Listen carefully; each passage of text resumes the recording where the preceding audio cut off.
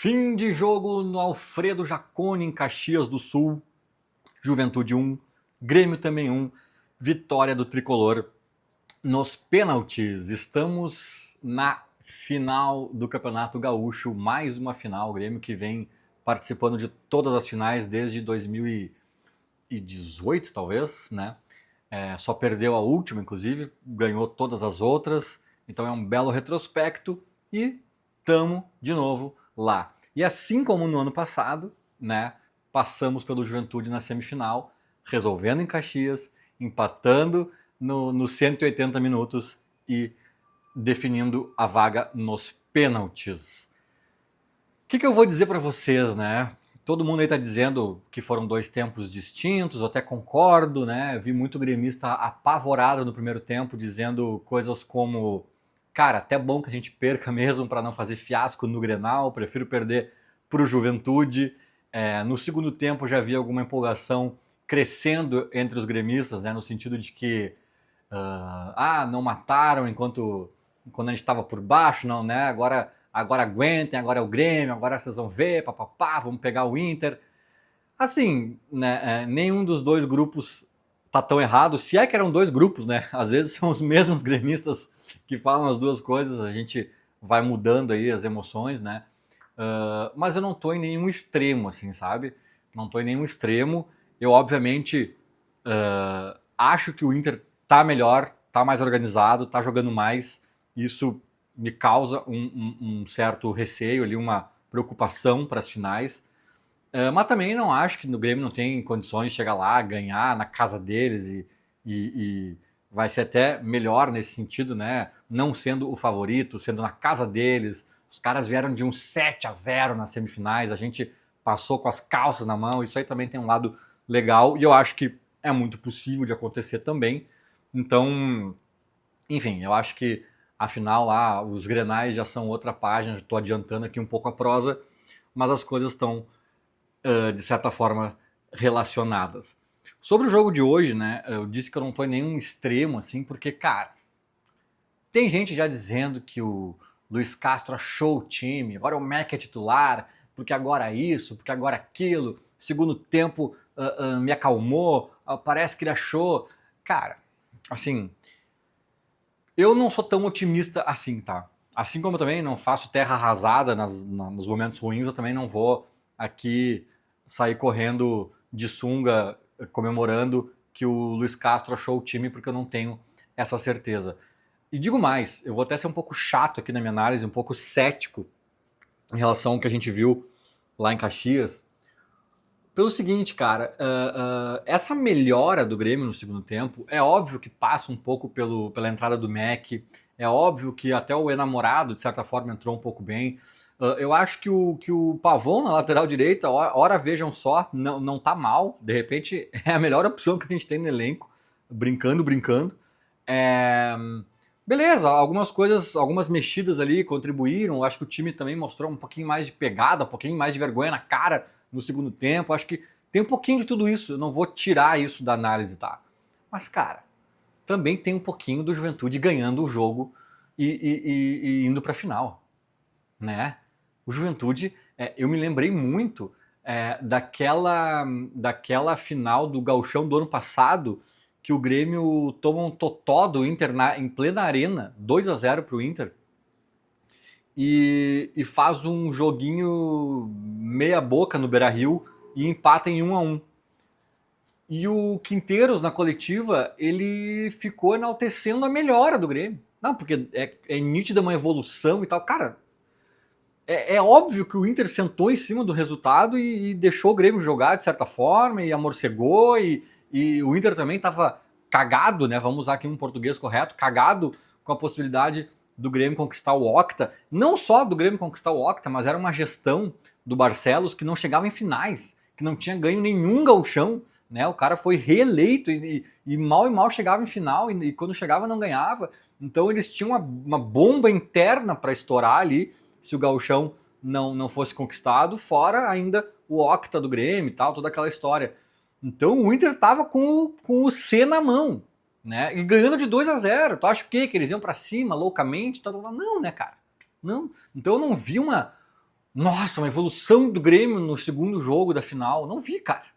Eu vi uma circunstância do placar, do contexto, de tudo, que fez o Grêmio sofrer menos, talvez até se aventurar lá na frente um pouco mais.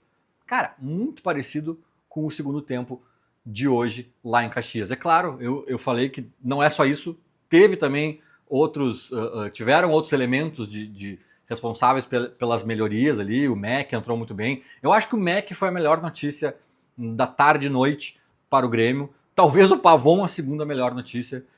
E é meio que isso, cara. É meio que isso. Eu não cravo que o Luiz Castro achou o time, que agora vai. E eu também nem achei o segundo tempo tudo isso que algumas pessoas acharam, tá?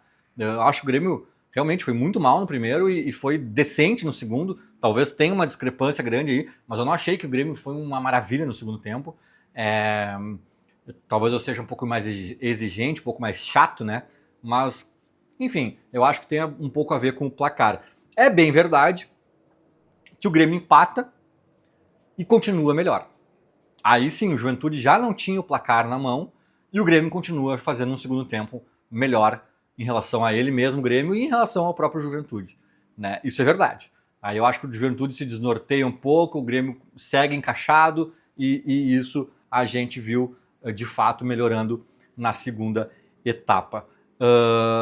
Mas assim, o que eu vou dizer para vocês, tá? Eu tô bem cético, eu tô bem receoso ainda, bem preocupado com os Grenais, bem preocupado com o Brasileirão. Tem Atlético Mineiro na quarta, na Arena, um jogo chave pra gente jogar bem, ou pelo menos ganhar, né? E tipo assim, bola pra frente, vamos lá, né? Mas assim, de forma geral, gente, eu não tô eufórico, não tô tranquilo, não tô empolgado. Né? Eu sei que muita gente acabou ficando assim depois do jogo, porque é mata-mata, o mata-mata é diferente, a gente conseguiu uma classificação meio que de virada, assim, né? No contexto do jogo.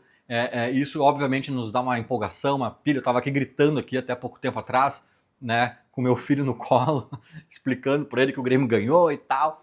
Então é legal. Só que, gente, eu não estou empolgado, eu estou preocupado. A gente tá. Eu sei que ainda é um resquício de pré-temporada, ainda é pouco trabalho, assim, né, no total, assim, de tempo de treinamentos ali com a nova comissão técnica. Eu sei de tudo isso. Mas a verdade é que a gente entrou em campo hoje mal. Com dor de não sei o que, sabe? Mal. Com meio campo meio despovoado, com os velhos 3 atacantes. Assim, com algumas coisas que a gente não entende, com algumas coisas que não funcionam, com uma dinâmica que tá atravancada, assim, sabe? E tô falando de hoje, não tô falando do jogo, do último Grenal há um mês, não tô falando lá do jogo do São Paulo, que já faz um tempinho. Não, não. Depois daquilo teve um monte de tempo pra treinar e tal. Tô falando de hoje, cara. Hoje foi apavorante que eu vi. Né? E a amostragem apavorante, ela é grande, ela tem um lastro já. A amostragem boa foi esse segundo tempo, com Juventude que estava morcegando o resultado e tal. Então, assim, eu tenho receio. Sabe qual é a coisa que mais me tranquiliza, ou melhor dizendo, porque tranquilo eu não tô, a coisa que mais me dá esperanças em relação ao trabalho do Luiz Castro à frente do time do Grêmio? Parece bobo o que eu vou dizer, mas a coisa que mais me dá esperança são as declarações dos jogadores do Grêmio. Todos parecem fazer muita questão de enaltecer o trabalho dele, de enaltecer a pessoa dele, de dizer que estão junto com ele e que estão acreditando no trabalho, que o trabalho vai encaixar, que confiam nisso, bababá, bababá, bababá. Por que eu digo isso, tá? Porque se tu tira isso de contexto, a minha preocupação seria 3 vezes maior. Tem muita coisa estranha acontecendo no Grêmio. Né? É um Edenilson que estava feliz aqui, que estava tinha recém-renovado, tinha propostas de outros clubes, ele não queria sair. Aí de repente ele faz um jogo lá contra o São Paulo de titular, e aí ele sai antes do intervalo, sai lá aos 30 e tantos do primeiro tempo, e depois, logo em seguida, ele pede para sair do clube. Ele meio que requenta uma proposta do Botafogo que já tinha vindo antes.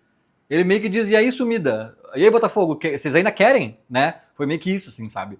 Pelo que eu entendi. Então, assim, sabe? Aí tem esse ruído do Edenilson. Aí o Marcos Rocha tá no banco e o Pavon vai pra lateral direita, sabe? O Vieri, que até não foi mal hoje, né? Fez o gol, embora também tenha feito pênalti, mas não tô aqui falando sobre o Vieri, tô falando sobre o Luiz Castro, tá? Não tô falando sobre os jogadores que eu tô citando, só tô contextualizando, tá? O Vieri titular, Kahneman e Wagner Leonardo no banco, né? De repente, a gente até pode concordar ou discordar, mas assim, cara, o Wagner Leonardo fez um jogo horroroso contra o São Paulo e foi arquivado. Será que isso causa segurança para os jogadores? O Thiaguinho fez um primeiro tempo de um Grenal relativamente mal, nem achei horroroso, e foi arquivado a ponto de nem ser relacionado para alguns jogos.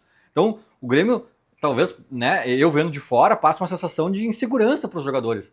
Cara, se eu jogar mal 20 minutos, o Luiz Castro vai me mandar para Guantánamo. Vou ficar preso lá numa... Não, sabe? É muito assim, parece impulsivo, assim. O cara jogou mal um tempo, tchau, vai pro fim da fila de 40 nomes, sabe? Então, assim, a declaração que ele deu sobre o Kahneman também, eu vi até algumas pessoas exaltando que ele estava reconhecendo a importância do Kahneman. Mas pra mim, a declaração dele sobre o Kahneman foi ruim, cara. Ele aposentou o Kahneman. Ele disse, não, o Kahneman seguirá com a gente nas viagens, com o grupo e tal, porque a figura dele é um exemplo, é não sei o quê. Como assim, cara? Ele também é um jogador ainda, tem 34 anos, dá pra usar ainda, né? Mas ele meio que disse que não vai usar, em outras palavras, sabe? E ele poderia ter respondido várias outras coisas. Tipo assim, mesmo que ele não queira usar, ele não precisava ter falado isso, ele poderia ter dito, não, o Kahneman é um cara importante pra gente, tá no grupo aí, tal, sabe?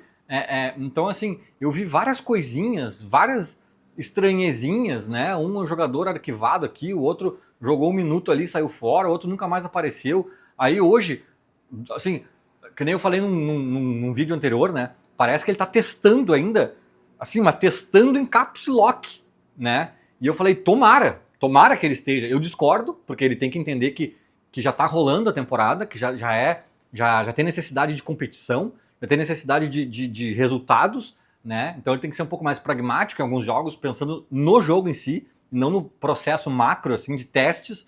E eu falei, mas tomara que seja isso, porque se ele já estiver tentando pensar nos jogos ali em si, em ser competitivo nos jogos, meu Deus, tá fracassando miseravelmente, né? E teve uma entrevista coletiva, logo depois que eu fiz esse vídeo, que ele falou justamente sobre isso. E ele falou, não, é claro que a gente tá fazendo alguns testes ainda, tentando entender algumas coisas, mas eu já entendi também que precisa ganhar. Que não dá pra... que os resultados, se não aparecem, a coisa complica. Então eu tô pensando nos jogos também para resolver o jogo. E era o que eu temia, porque se ele tava fazendo isso, meu Deus, tá fazendo mal, né? Mas a sensação que eu continuo tendo é de que ele tá ainda testando. Cara, hoje a solução para ele, que até foi uma boa solução, não tô criticando a solução em si, mas uma solução para ele em dado momento do jogo foi colocar o Riquelme. O Riquelme tinha jogado, nós estamos na final do Gauchão. O Riquelme, se eu não me engano, tinha jogado a estreia do Gauchão. Por 10 minutos, 15 minutos, 20 minutos, sei lá. Por alguns minutos da estreia do Gauchão. Aí hoje, no momento crucial do jogo ali, 1-1, papapá, Riquelme é a solução. Cara, como assim? O Riquelme não tava no circuito, não tinha nada de Riquelme, sabe? Aí daqui a pouco ele bota o Mac no meio. O Mac que ele vinha botando nas pontas. Tipo, cara, foi bom também. Foi a melhor coisa que ele fez no jogo de hoje, provavelmente, né? O Mac jogou bola hoje. Poxa, que bom ver aquilo.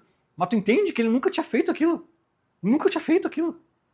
Então, assim, meu Deus, Luiz Castro, nós estamos já na final do Gauchão, o Brasileirão já tá rolando. Eu sei que ainda é fevereiro, mas essa temporada é maluca mesmo, essa temporada é atípica. Então, assim, é tanta maluquicezinha, assim, né? Hierarquias que eu não consigo entender, e deixa o Marcos Rocha atrás do Pavon na lateral direita, e arquiva o cara depois de alguns minutos que jogou relativamente mal, e puxa o outro num jogo, e daqui a pouco nem relaciona mais, daqui a pouco vira a solução, e daqui a pouco o Edenilson era titular, e daqui a pouco o Edenilson entrou só no finalzinho do outro jogo, e daqui a pouco o Edenilson nem entrou, e daqui a pouco o Edenilson pediu pra sair do clube. E, cara, é tanta coisinha assim, que eu tava assim, ó, muito...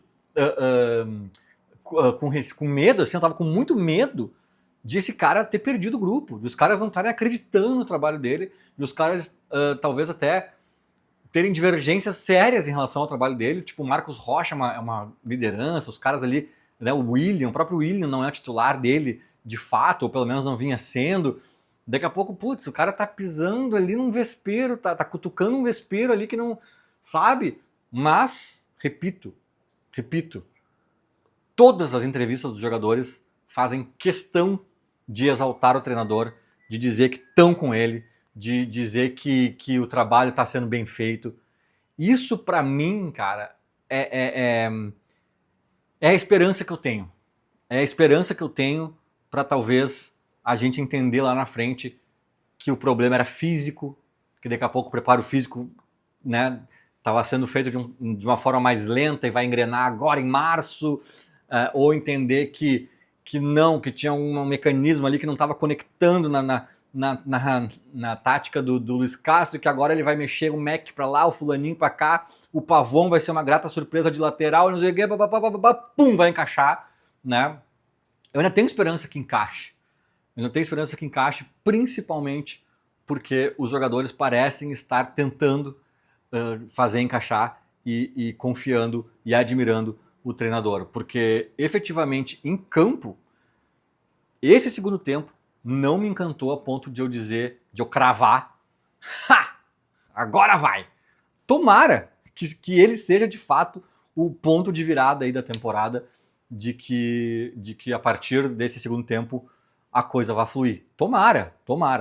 Mas vamos ver, vamos ter que observar e entender melhor nos próximos jogos. Feito? Era mais ou menos isso. Falou, abraço.